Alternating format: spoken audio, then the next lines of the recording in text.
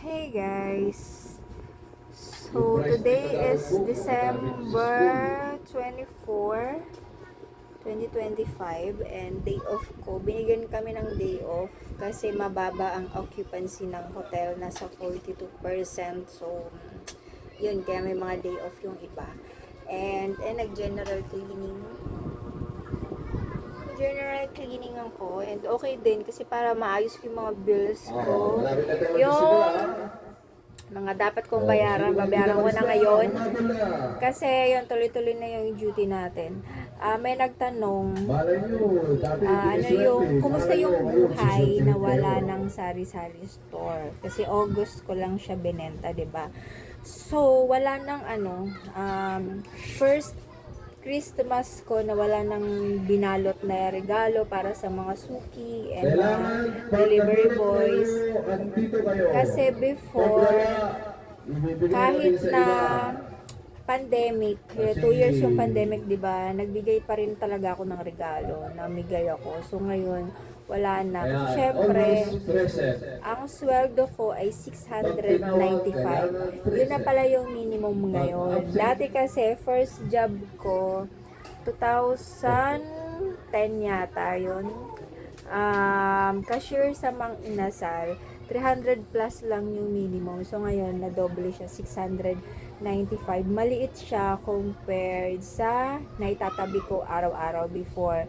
Kasi sa tindahan, nasa 1,000 pesos ang malinis ko na nun eh. Hiwalay pa yung kinikita sa GCash, Maya, Load, bills payment. Maliit siya and hindi na ako nakakapag-deposit sa bank. Wala nang savings na pumapasok. Malaki yung pinagkaiba talaga pag may business ka compared sa nagtatrabaho ka. Pero gaya nga ng sabi ko, hanggat pwede pa at may age na mag-work, so gusto kong ma-experience yung ganitong trabaho. Kasi graduate ako ng HRM, so nag-business na din kasi ako. Ilan lang yung naging work ko, pero more on pagkaka-share pa. So, hindi ko siya na-experience. So, gusto ko siyang i-experience habang pwede pa.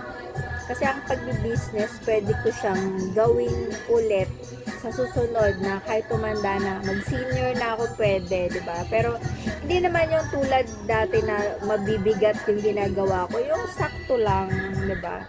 And, yun yung pinagkaiba talaga. Walang malaking income. Pero, thankful ako na napasok ako dito as 2 weeks lang yata kami dito. So, on call. So, masaya ako kasi marami akong natututunan everyday sa work. Iba't ibang techniques, iba't ibang diskarte ng mga magagaling na RA ng SEDA, AGC Hotel. So, thankful ako na napasok ako dito. Sa lahat ng alam niyo parang hindi talaga ako nababakante. Kasi, pagtapos nung as nag-secretary ako kay Kuya Ricky, nag-start na ako ng TESDA. Tapos, actually, meron pang isang work na hindi ko napasukan. Sa peso yon. So, pas pinili ko na to kasi yun yung naka-line sa course ko, sa kinuha kong training. So, hindi ako nababakante. Akala ko nga wala akong gagawin pag-graduate ko sa TESDA. Natapos ang klase ng 6 officially. Yun yung parang Christmas party namin. Pero pagka 11, nag-work na agad, parang OJT. So, hindi ako nababakante talaga. Kaya, thank you, Lord.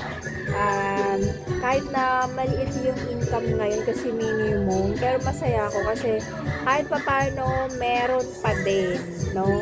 And, hindi ako nagsisisi na give up ko yung store kasi pwede ko naman siyang balikan anytime. Mamaya na tayo magkwentuhan kasi maingay.